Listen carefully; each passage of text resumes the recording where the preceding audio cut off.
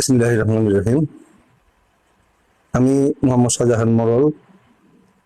আমি তেলিহাটি ইউনিয়ন বিএনপির সাবেক সাধারণ সম্পাদক, বর্তমান আহ্বায়ক কমিটির সিনিয়র যুগ্ম আহ্বায়ক। আসন্ন ৪ নং তেলিহাটি ইউনিয়ন পরিষদ সামনে নির্বাচন হবে, সেই নির্বাচনে আমি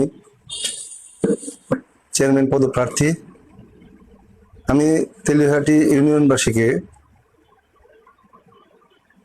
আগামী যে নির্বাচন হবে সেই নির্বাচনে আমি জনগণের উদ্দেশ্যে বলতে চাই যে আমাকে যদি তেলিহাটির মানুষ ভোট দিয়ে জয়যুক্ত করেন, তাহলে আমি প্রথমেই মাদক, সন্ত্রাস এবং চাঁদাবাজির বিরুদ্ধে জনগণকে সাথে নিয়ে সোচ্চার ভূমিকা রাখব এবং তৃণমূল থেকে এই মাদককে চিরতরে উৎখাত করব। পাশাপাশি আমি যেহেতু রাজনীতি করি, বিএনপির রাজনীতির সাথে জড়িত, আমি সবসময় জনগণের পাশে থাকি, জনগণকে সাথে নিয়েই আমি আমার কর্মকাণ্ড পরিচালনা করি।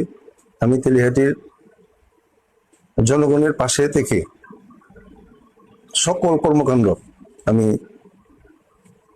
জনগণকে সাথে নিয়ে করতে চাই। আপনারা জানেন যে আমি রাজনীতিতে সবসময় স্রোতের মধ্যে ছিলাম।